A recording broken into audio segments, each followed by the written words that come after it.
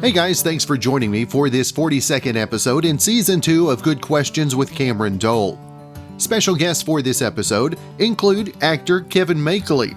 He plays Macho Man Randy Savage on Young Rock, which airs Tuesdays at 8 Eastern, 7 local time on NBC. We'll also visit with country singer and songwriter Bucky Covington, sharing an archived visit from CMA Fest a couple years ago. We talk about his then latest single, plus his time on American Idol and spending time as an independent artist. Of course, if you would, please take the time to subscribe, drop a like, comment, leave some feedback, and of course, share with your friends. Well, it might take a day or two to adjust to daylight savings time, but most people say it doesn't mess with their sleep long term. 83% of Americans in a new poll said springing forward doesn't affect how much they sleep. Only 6% said they get less sleep because of it, and 10% sleep more. Now 3 in 4 also said they get the same amount of work done in a day. Again, just 6% feel less productive now that the sun sets later, and 19% get more done. Over 7 in 10 people say changing the clocks twice a year doesn't really affect them much. But that doesn't mean we like it. 54% want to do daylight saving time all year, 19% prefer standard time, and 27% want to keep the current system of changing the clocks twice a year. Now, parents are more likely to prefer the current system. 1 in 3 like adjusting the clocks, compared to 1 in 4 people who don't have kids.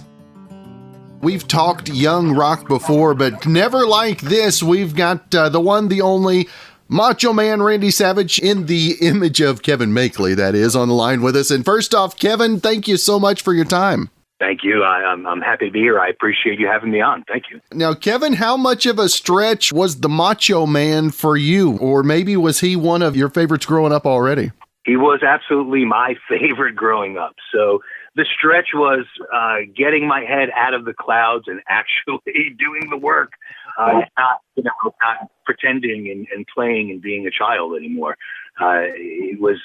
I mean, if you would have seen the day that I got it, how much jumping around and craziness went on. And, my poor wife said, "Oh, great. So now for the next 2 months before you leave, you're just going to be this guy." And I'm like, it.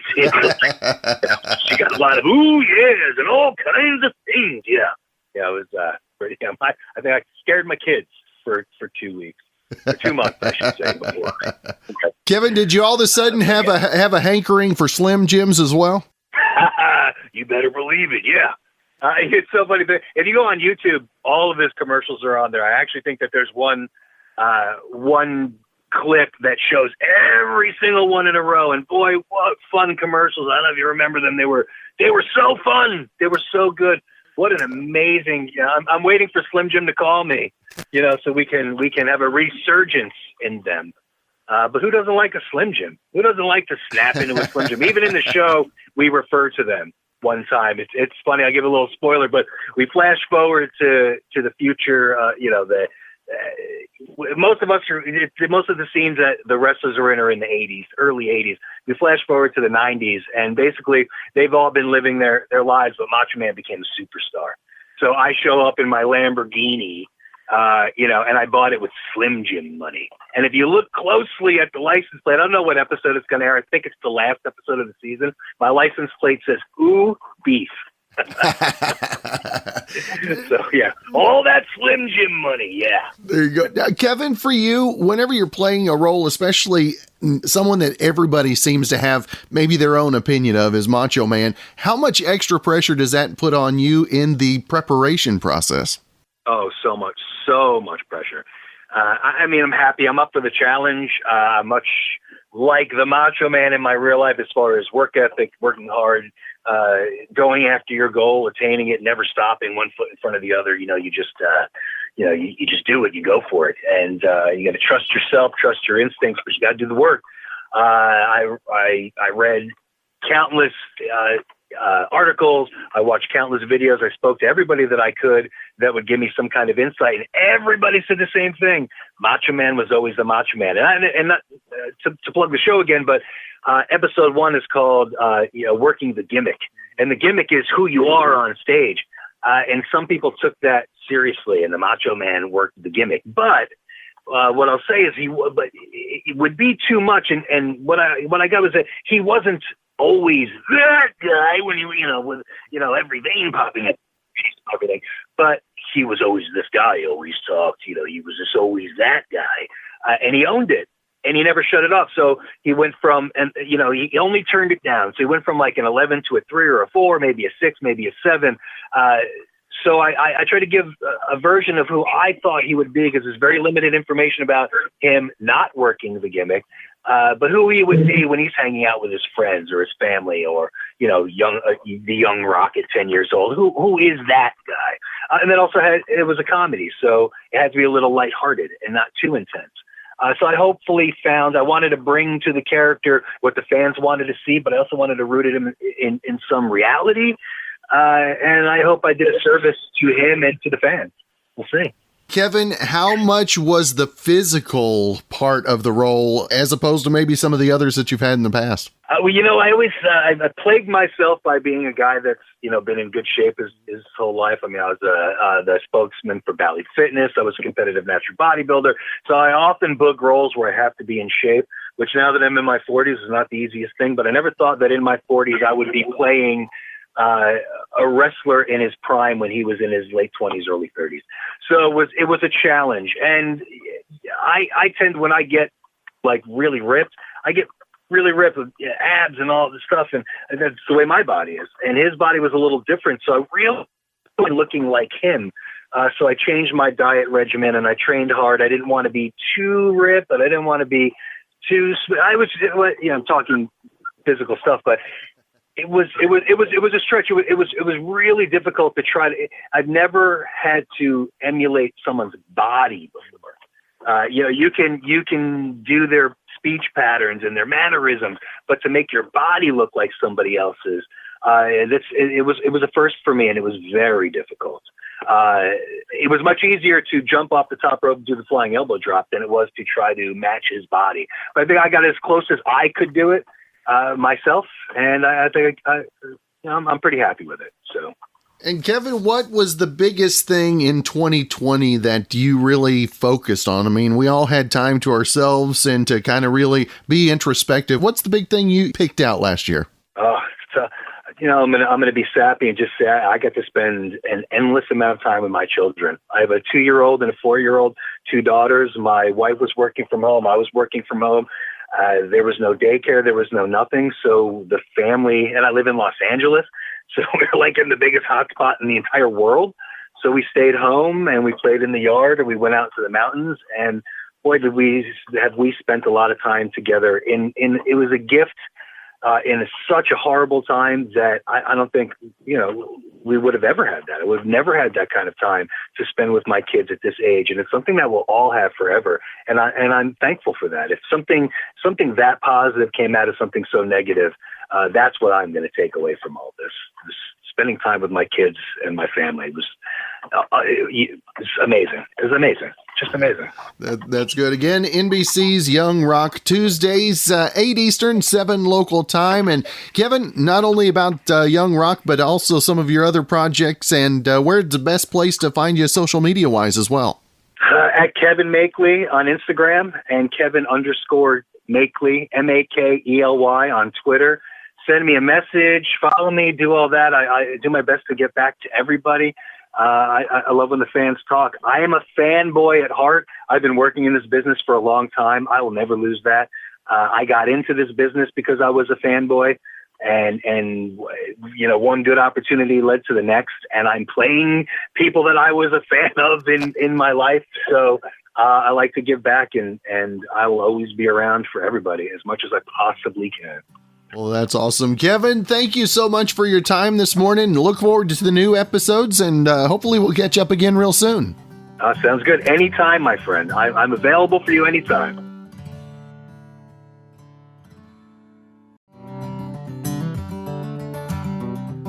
Well, a lot of people have trouble falling asleep on time after we spring forward, but we found 5 things that can help you adjust. Number 1, get some exercise today. Even a brisk walk can help your body crave sleep a little more and compensate for that extra hour. Just don't do it too late in the day. The Better Sleep Council says no later than 2 hours before bedtime. Number 2, skip that extra cup of coffee later in the day. Caffeine stays in your body up to 12 hours, and even if you swear it doesn't affect your sleep, it won't hurt to cut yourself off a little early. Number 3, don't eat dinner too late. Try to eat at least 3 hours before bed. Later than that can also mess with your sleep. Number 4, don't drink tonight. Alcohol can help you fall asleep faster, but the quality of your sleep suffers. So if you're trying to adjust and get a good night's sleep, avoid booze. And number 5, put your phone away. Now you've heard it a million times, but the blue light messes with your hormones and keeps you up, and the stimulation from scrolling or playing games makes it harder for your brain to relax. So if you need to fall asleep tonight, stop using your phone and computer at least 1 hour before bed.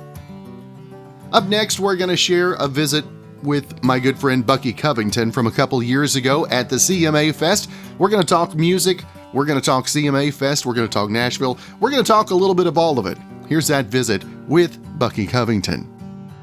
Bucky Covington in with us, and first off, Bucky, thanks for stopping by, and we're calling this the dining nook is where our mobile studio is. This is nice. It's got to be one of my favorite spots I've been this week, man. That's a lot of things people don't realize about CMA Fest and all that, because where all the interviews get done, they're little hotel rooms. Sometimes they're closets. So there's no telling where you're a coffee shop or anything. So I love going to the different interview spots. This is the most homiest by far. Yeah, one of our favorite places, if we're downtown, is at Bongo Java. That being said, you're about to burn your muffins. Oh, it's all fun and games. I know, right? Mom didn't want the house to be totally dark, so she was like, "Let's turn the oven light on for the night." So that's what we did. Yeah. Very nice. I couldn't talk her into the muffins. Well, you can't win them all. You cannot win them all. No.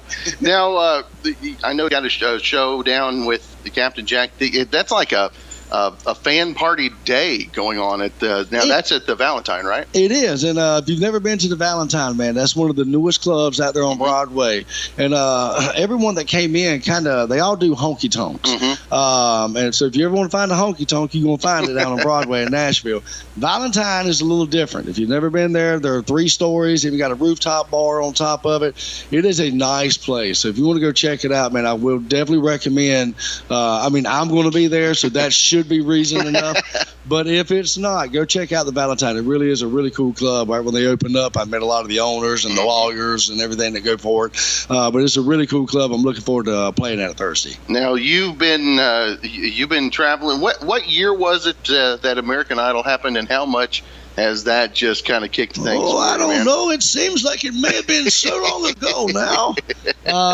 My goodness, I guess it was about 10 years, wow. 10, 11 years ago, 06. 2006. So it has been a long time ago. Sometimes it feels like yesterday, and sometimes it seems like 20 years ago. But definitely it was an awesome show. I'm glad to see it come back, because before I wanted to do stuff like this, but I thought you had to, be Tim McGraw's cousin, or at least know who Tim McGraw's cousin was, or, know somebody in the industry. And American Idol proved that, it took absolute amateurs and gave them an actual shot. So I think it's an awesome avenue, and I'm very, very happy to see it come back. Now, did you learn a lot from that you carried forward in your first, your writing and also your studio time? I mean, how much did that help with studio learning, if you will? The studio time, when I was on the show, you learn a lot on the show about being on TV. Performing for a crowd, like at a festival, is night and day different than performing on TV. Yeah. When you're performing on TV, right out of the gate, that camera lens is, 30 million people. There's 350 people in the actual audience. So with all due respect, these people don't matter. Yeah, right. I don't mean to say that in a rude way, but they can't even vote. You know what I'm saying? When it comes to the show. So you have to be careful about playing to the audience. You want to play to the audience enough to where they go, ooh, and clap. But one of the biggest things I saw on the year I was on was the guy that came out, Taylor Hicks, killed it. I mean, he came out, and it wasn't even close to how much better he did than everybody. And then I remember Catherine McPhee came out and never moved her feet. And by far in the show was kind of not one of the most entertaining performances. Went home that night and watched it, because when you perform live TV, you perform it live for East Coast. Right. So you can still go home for West Coast and catch it. So that's a beautiful puppy, by the way. Thank you. Y'all need to see. You need to probably go to your Facebook page and look at these dogs' eyes. They're absolutely gorgeous. So, I went home and watched it, and Catherine McPhee was by far the best, and Taylor Hicks was the worst. So you learned a lot about being on TV, interviews, how to conduct yourself, and all that. When it come down to studio, I got to give hats off to Mark Miller of Sawyer Brown. When I came off of the show and went to the studio, he was a big help, and I learned, through him producing me, just learned a lot, and I lived at his house while we produced it. He's got one in Florida, or he's got a couple in Florida, and a couple in Nashville. But I stayed up under him the entire couple of years. So Mark has definitely been a great mentor, and I now produce myself plus other acts as well. Like, for instance, I did Shooter Jennings on Drinking Side of Country, a duet I did with him. So I learned a lot from Mark going to the studio. So I got to give big hats off to him for the studio time. Now, everybody, they have one or the other, maybe a little of both, but is one or the other your favorite, being live in person or studio time, or even maybe behind the studio doing the producing? I got into all this because I love stage. I love putting on a show, and I still do. I absolutely love a stage. Before I started producing, a studio could be a very frustrating place, because sometimes you have, this song in your head the way you want it to come out, and then you get in the studio, if you're not the producer, it doesn't always come out that way, and it can start getting real frustrating, So the studio used to be kind of a frustrating place. Now that I produce, I find it an amazing place. I absolutely love going to the studio. I love creating. Like, for instance, Probably Won't, the new single out now. When we first recorded this song, it was a full-on drum set. It was a kind of a power ballad, and I was like, man, I'm not hearing the message on that one, So I ended up stripping it down. We took the drums out. We took the electric guitars out. I ended up bringing percussion in. I've got an identical twin brother, Rocky. He's a very good-looking fella. If you've never seen him, I think I am seeing him. Close. I'm a little better looking, but I ain't gonna take nothing away from him. He's a drummer in my band, and when we play acoustic and jamming around, he's an amazing percussionist player. So I was like, man, I want this to sound like me and my brother on the porch, and we just stripped it back and just came back to just a country song, and I just think it came out great. So now that I produce, I really enjoy being in the studio. Now, you talk about your brother on drums, your bass player. So you got Rocky, Ducky, Bucky. Is there a? There used to be a Froggy. Back home in North Carolina, there was Bucky, Ducky, Rocky, and Froggy. All right. But you always said my name first, and that's what was important. I'm kidding. I'm kidding. But yeah, we all and actually back home, let's see, Froggy was a drummer, and then me, Rocky, and Ducky, we all were singers in our own bands. We had rock bands, and I ended up going into country. But we were all frontmen in our each separate bands. Now, who was your favorite country artist growing up? My favorite country artist growing up, George Strait, Pure Country. When that movie came out, that was Dusty stole the show, man. I love that album. When you hear twin fiddles and a steel guitar. Other than that, man, probably Tim McGraw. Yeah. Tim McGraw's had such a career. Who wouldn't want to emulate that career? Blake Shelton has had Blake Shelton's that guy that you go, finally he finally got the recognition he's always so deserved. You know what I mean? Right. So I was happy to see that. But Tim McGraw, I'd like to see what he's done in movies has been an amazing thing. How he's changed with times. So it's hard to say. There's a lot of great country acts out there. Keith Urban's done a great job. Kenny Chesney, a bunch of them's done a great job. The hardest thing I find to do is to change with the times without selling out. And that is like an impossible thing to do. So hats off to all the guys that have been out there for years and years and been able to do that. Now, you talked about Mark being – Lindsay's wearing a hat this morning, so it's throwing Memphis off. It's the hat. Memphis is the dog. Yeah, now, yesterday.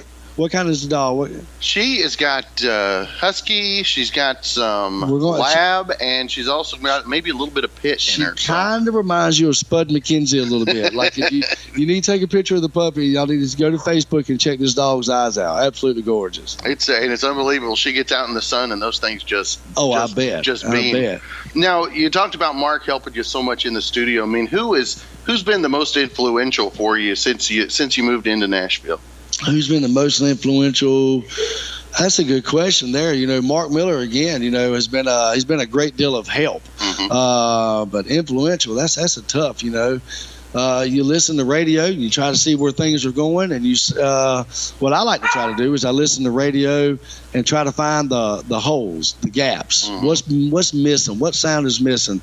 I grew up in collision centers. All right, my grandfather, who I was named after, Bucky Covington, started a collision center. My dad took it over. My twin brother now owns a couple of them in Nashville area. But every time you got in somebody's car, you got in a customer's car, never did it was it country music all the way across the dial. Yep. Everybody's presets. It wasn't a rap, and it wasn't rock. It was always a mixture of top 40 to, you know. So when you look at you, like a lot of people go, I get a lot of questions like, man, today's country, you know, what's going on with today's country? And if you think about it, everybody likes hip hop. Everybody loves hip hop because you like the beat. You like that bass. You like that, you know. The words are like, man, I got kids. I mean, you got them. It's rough, you know. Like I like Beyonce, but with my little girl in the room, no. I like Bruno Mars. I even got to roll Bruno Mars back sometimes. But the lyrics are a little, you know, a little rough sometimes. All country did was take the hip hop beat and put some country lyrics to it. It's safe for children now. So there was a market left wide open there. So what I like to find out is, I see what people are doing, but what aren't they doing? You know what I mean? I got to give hats off to Jason Aldean's new song. It's got that new sound to it. It's something that people aren't doing. So, you know, that's kind of what I tried to do when I did Probably Won't. I tried to do something. When I played this song on the radio, I want to stand out, you know. So we stripped it back to do that, you know. So I just like try to find things like that, you know. That's right. Well, again, Bucky Covington here with us. We're going to take a quick break.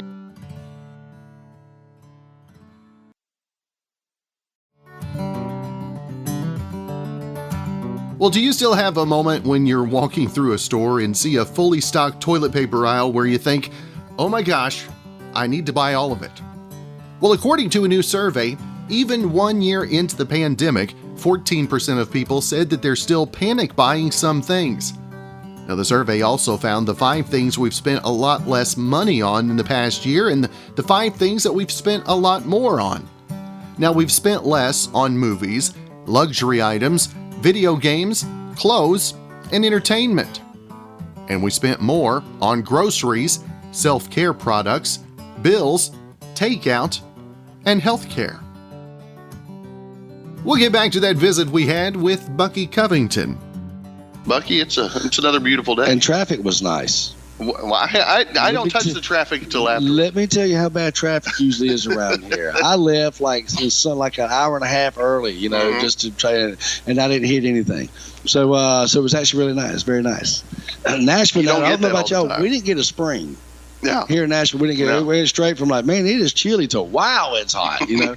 So it's been nice. It's been nice to have the warm weather out, get out on the boat, and play a little bit though. That's right. We've enjoyed the balcony because you go out there and for most of the day it's covered. You get that nice little breeze and you guys have these big, tall green things that we're not used to. Trees. The trees. They're very nice. Trees. You know what? To see, I built a porch all the way around my house, right? And there was this a very big, like, oak tree right at the corner of the porch. And my brother, I don't know why, he has a vendetta against trees. The boy hates trees. I live on 90 acres, and he hates every one of my trees. He's like, man, you should cut this tree down. You should cut this tree down. I'm like, why are you hating on my trees? And I finally listened to him, and I cut that big oak tree right at the corner of my porch, and I have been burning up for 2 years now. I got banana trees growing all along across front of my porch, trying to get some shade now because he killed me. I mean, I happened to stain my porch, made it a little bit darker, and then cut the tree down. But I'm telling you, you can't go barefoot out there now. It's like, that's ridiculous. So yeah, don't get any home improvements from your twin brother. So was he laughing as you were having his cut No, he down? still thinks it's a good idea. Yeah, he comes over in the wintertime and goes, "Oh, this is nice." I'm like, yeah, for 3 months. The other is like absolutely ridiculous. My air conditioner can't keep up. I'm kidding. But yeah, it's a mess. I'm a big fan of trees. I'm a big fan of nice shady areas. Now you said the fan show coming up on Thursday, and then heading back out on the road. I mean, how much do you love getting out there face to face with the fan and seeing all the different parts of America? I know you've been different places in the world as well. I hate it. I got to be honest with you. No, I'm kidding. It's so atrocious. It's absolutely a wonderful thing, man. I love the road. And again, first of all, I got my buddies on the road with me, Rocky, Ducky, and everybody. Not Froggy. Froggy's no longer with us. He's back in North Carolina. He is still with us. I didn't mean to say it like that. That sounded kind of really bad. Yeah, Froggy's okay, everybody. He's just back in North Carolina.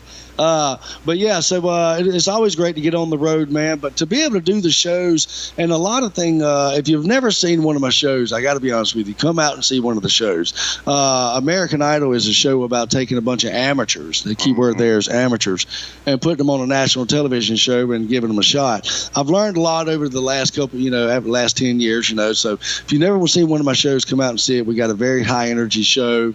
We like to put on a show, So I love doing it. I love playing guitar. I'm a big guitar player, and just so I love and then getting out and meeting the fans. For instance, I have the new single out. I probably won't. And you get out when you start doing meet and greets, you start hearing from fans how that song, like I know how it relates to me. I wrote it. But like, for instance, a song like I'll Walk, a lot of people, that was my third top 10 that went out. And that song resonated with a lot of people in a lot of different ways. And a song like, for instance, I Probably Won't. I Probably Won't was written about a song, when you go through a breakup or you just, something bad happened in your life, and I wrote the song about like a breakup, that person is gone and there's pictures in your house, there's a bedroom set up a certain way, and that you need to clean that bedroom out. You need to take these pictures down. But in the back of your mind, that you probably won't, because in the back of your mind, you're needing to hold on to this for whatever reason. That's why I wrote the song. I let Ducky's wife hear it, the bass player, and she got listened to it, and she goes, "That makes me think of my mom and dad, who are now passed away." And so when she heard that song, she was thinking of a picture of her dad or something hanging in, and although it's a pleasant, it sparks a bad memory for her. She knows that she probably ought to move that down, but she doesn't. So a lot of people hear it in different ways. So one of the best things about meet and greets is going to hearing things like that, hearing how things resonate with other folks. Now, what was it like the first time that you were up performing and you could hear the crowd singing your song? Oh, that was awesome.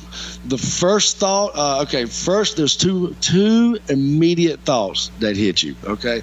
First is awesome or finally. You know what I mean? It's like, man, how long have you been waiting for this? Immediately, the next thought that hits your head is, I hope I don't screw up the words. This is the only song on my set list that they know the words to. So if you left the words, like I was doing a show one time, and I was doing A Different World, and they were singing along, and I went into the part where it's supposed to be the bridge, no bottled water, and I went into, because it wasn't different, towards the end of it, and I was doing a meet and greet after the show and all, and a couple people came up and go, "Hey, you left out the bottled water part." I said, no, it just wasn't in this version.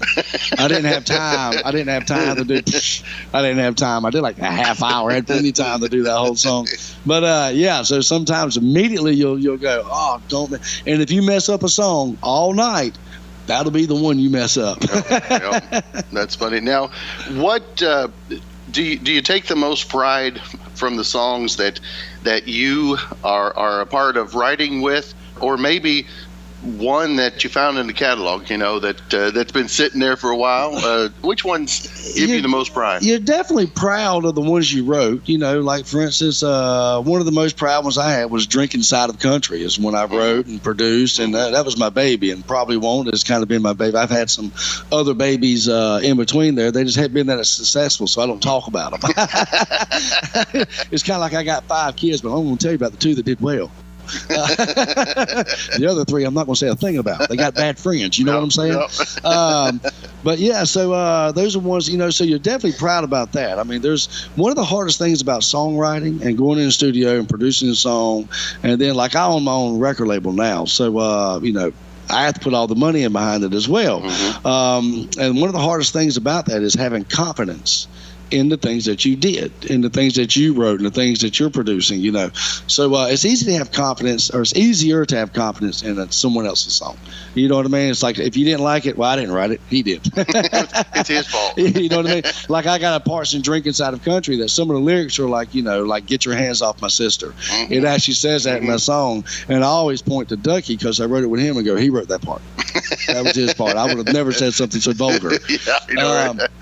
But I'll sing it. I just wouldn't write it. But yeah, so you're very definitely proud of the songs that you do. But that being said, any songs that resonate with your fans, you migrate to. Like, I didn't write Different World, but I'm a big fan of it, and I very much appreciate how much fans appreciate and resonate towards it. But it's definitely you're proud of your baby. Yep. You're proud of the ones that you're very hands-on with and do everything. So that being said, and also like and on the own label and everything, you really have to have a lot of confidence when you have to go break your checkbook out and finance it. You know what I'm saying? So all that has been just, especially this song has been came out of the gate really well. So that's just been awesome. Like, I'm doing things a lot different this time around. We all know record sales have just changed, and things are different. And one thing I've never understood ever since I've been in Nashville is, why do we make an album? You put out one song and then you put the album out. So then the second and third songs are technically songs people already heard about. There's no surprise to them. So I've never understood that process. So I'm actually putting out this single.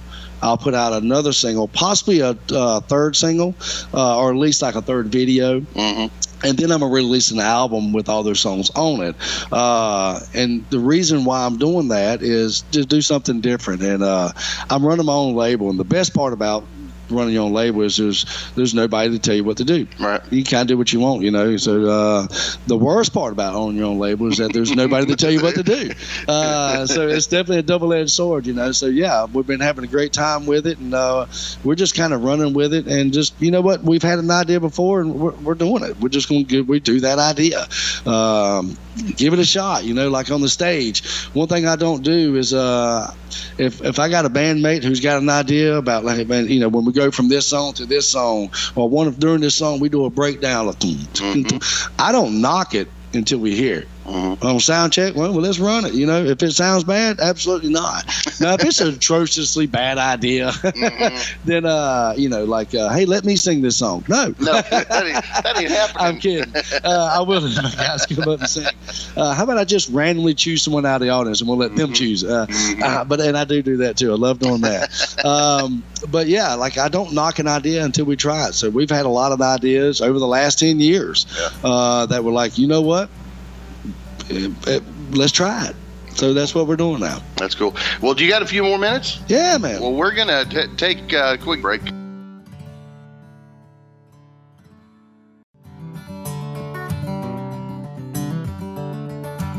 Well, when a brand releases a mystery flavor, do you ever wonder if that's because they spent a bunch of money making a new flavor that's really not that good or marketable, and that the only way to get people to buy it is by tricking them?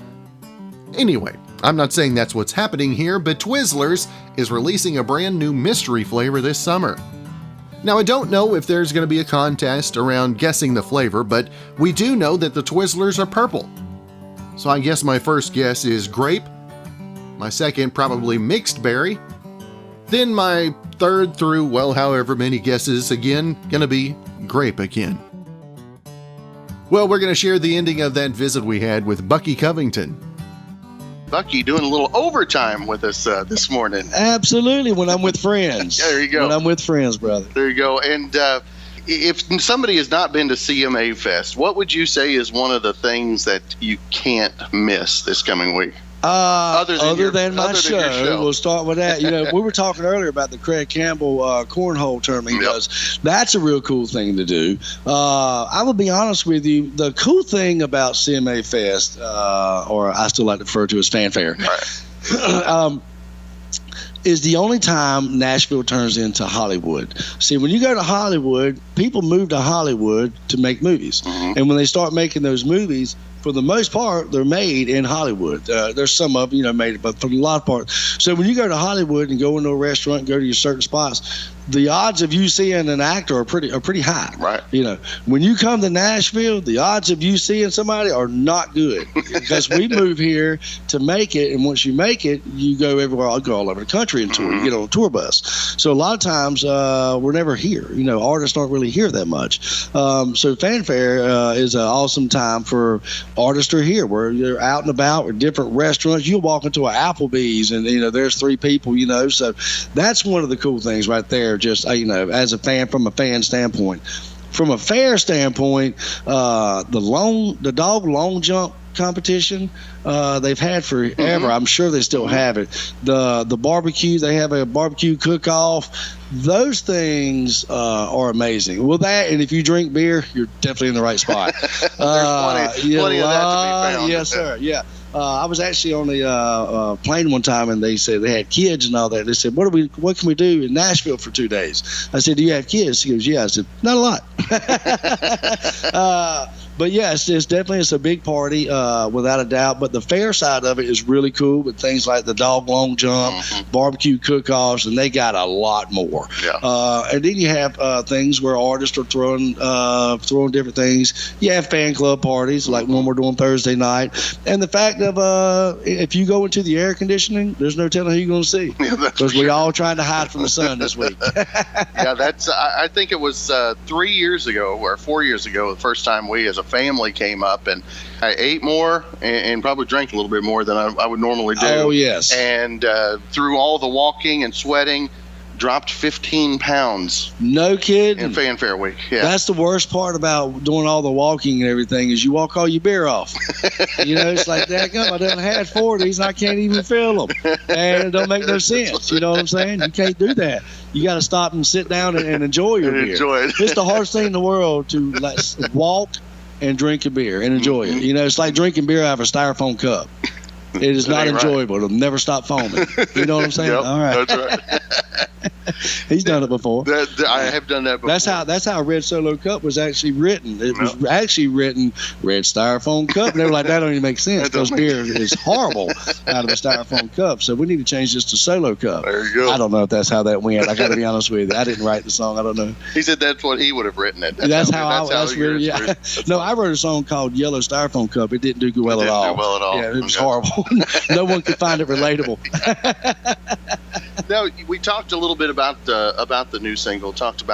We actually talked before we came on the air about how the reception has been for you, and this just still kind of new out of the box. Yeah, I think 2 weeks. Yeah, maybe going on 3. Yeah. And how excited are you for more fans out there to the radio stations start spinning it and getting the feedback that you get? Very, very excited, man. I had a daughter, 3. I don't know. I still have her. I have a daughter.